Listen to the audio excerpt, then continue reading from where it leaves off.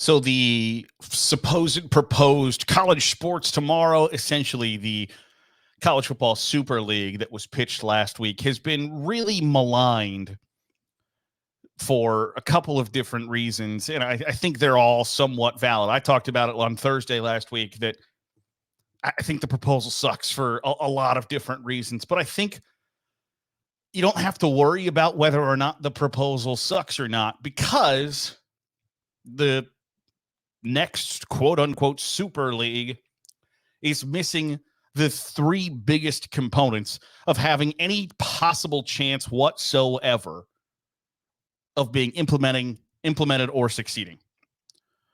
It's really truly that simple. It does not have the three biggest things. The first one is the support of television. It doesn't have ESPN and Fox Sports are not in on this super league. And if they're not in on it, ain't gonna happen. Number one, it's literally that simple. Because, and I've talked about this before on the podcast, that the Big Ten, SEC, ACC, Big 12 have hitched their wagons for better or worse. They have sold their souls to the TV devil, and they're not doing anything without the backing and support of Fox and ESPN. So it ain't happening. That's number one. Like, literally, it boils down to that. If ESPN and Fox are going to be forced to pay more money for college football, isn't happening. And the Big Ten has proven to be a very faithful steward of Fox Sports. And the SEC has been proven to have flat out hitched their wagon to the success of ESPN. So that's all there is to it. But then the other two aspects that the college sports tomorrow group doesn't have, that it needs to have, doesn't have, and probably will never have, is the Big Ten and the SEC. Those two entities are now operating as if, and it's not as if, they are the two big dogs on the block. And they're acting as such. And you could argue that they should have been acting as such for a really long time, because it's been trending this way for quite a while. Those two have been the preeminent brands in college football. And they're taking their ball, and they're being very protective of their ball. They're not going home with it just quite yet, but they're very protective of their ball. And they should be. They have all of the leverage because, quite frankly, any college football playoff tournament championship event that does not include the SEC and Big Ten, whether fair or unfair, isn't going to be viewed as a legitimate tournament, playoff, championship, whatever the case may be. If the Big Ten and SEC wanted to start their own college football playoff, they could, and they would be viewed as the national. Whoever won that tournament, playoff, championship event, invitational, whoever won it would be viewed as the national champion 9 times out of 10. Now, do I want to see that happen? No, because I don't want to see a fractured college football. I don't want to go back to the days of this entity says this team was a national championship. That entity says that team is the national champion. I don't want to do that. I want it to be settled on the field. And I want the Big Ten and SEC to not be afraid to play those games on the field. But the Big Ten and SEC, more than just about everybody else, are now operating under the guise that college football is big business. Because it is. It always has been. It's just taken a really long time for everybody to figure that out. And I think there's some apprehension in the past of being wary of how your fan base or how important people, i.e. legislators, would view college football, treating themselves as big business. But it is undeniable. The evidence is right in front of your face that the teams who are, everybody in the sport says the teams who are successful are the teams who have the most money. Now, how do those teams get the most money? Because it's a business, because it is big business. Now, is it a ridiculous business model where you get 2 great revenue streams, one TV, well, it's like 4 great revenue streams, really. one is TV money, one is ticket sales, donations, but then also suckering old rich white guys to put their names on things and give you money so you can give it to 18 to 23-year-old kids. It's a great business model. This is fantastic for college football. Like, they've got it all figured out. They got revenue out the wazoo, and they don't know how else to spend it. It's a great problem to have. But it's a big business, and it always has been a big business. And the Big Ten and SEC are now both operating as if it's big business, and they don't have to worry about the feelings of teams in the ACC, Big 12, MAC, Sun Belt, Mountain West, whatever the case may be. That it is a dog-eat-dog world, that it is like capitalism at its core. And the big get bigger, the rich get richer, the strong get stronger. And if you're not on our level, sorry. Hate that for you. But the Big Ten and SEC have eyeballs with the dollar signs on them, and are carrying around the burlap sacks with the dollar sign on them, figuring out how in the world they can get more straight cash, homie. And so they're operating that way. And so what do they get out of an 80-team college football Super League? Nothing? Okay. Well, then, probably not going to do it. And that's the biggest, those are the three biggest hurdles. They don't have TV. They don't have the Big Ten. They don't have the SEC. And if you don't have TV, the Big Ten, or the SEC, you don't have a viable college football Super League. You don't have a viable group that's going to break away from the NCAA. You just don't have it. And whether that's fair or right or whatever the case may be, it's just the way it is.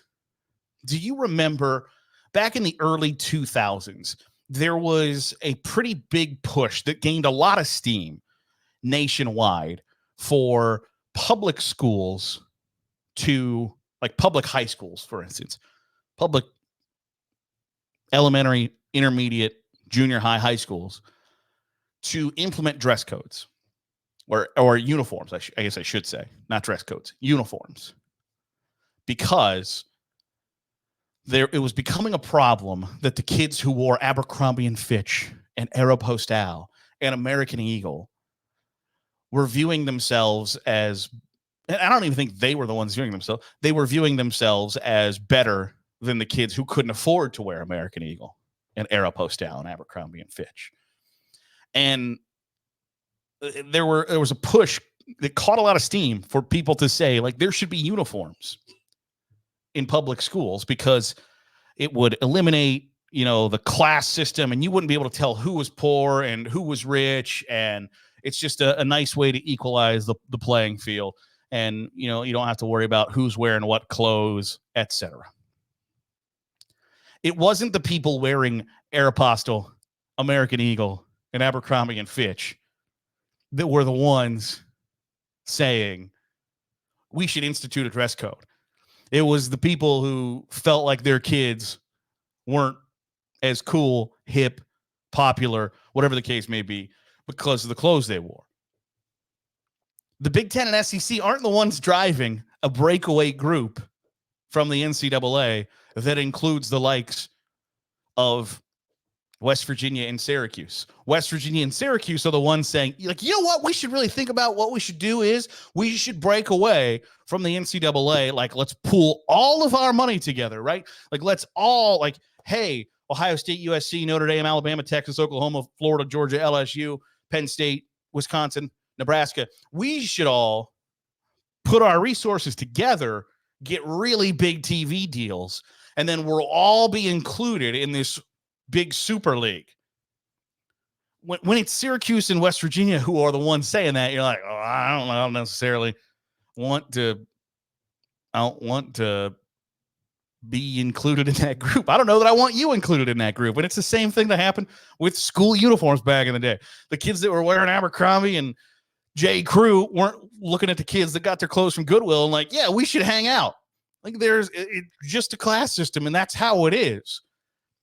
And the people driving the ship wanting the change aren't the ones who benefit from, or are the ones who benefit the most from the change. The Big Ten and SEC don't benefit a whole lot from dynamic changes in the college sports landscape and structure. They don't. They already have a pretty sweet deal with the NCAA, with the TV networks, with the college football playoff.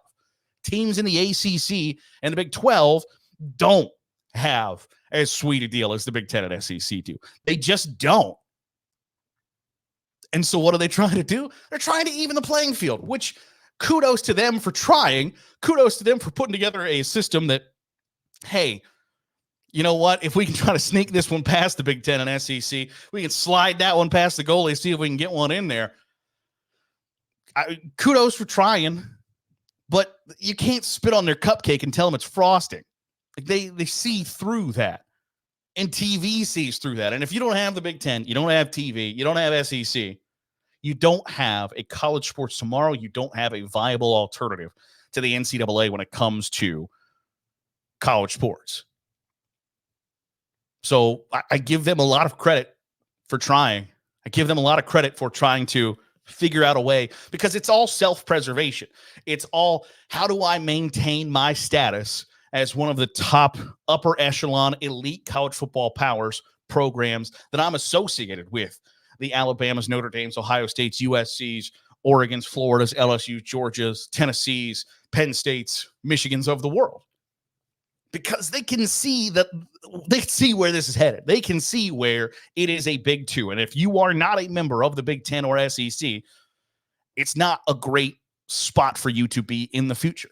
They can see that. It's not difficult to see where this is headed. And you got to figure out either, how do I bring them back down to our level, or how do I get on that boat? It's that simple. And so they're trying to say, how do I bring them back down to my level?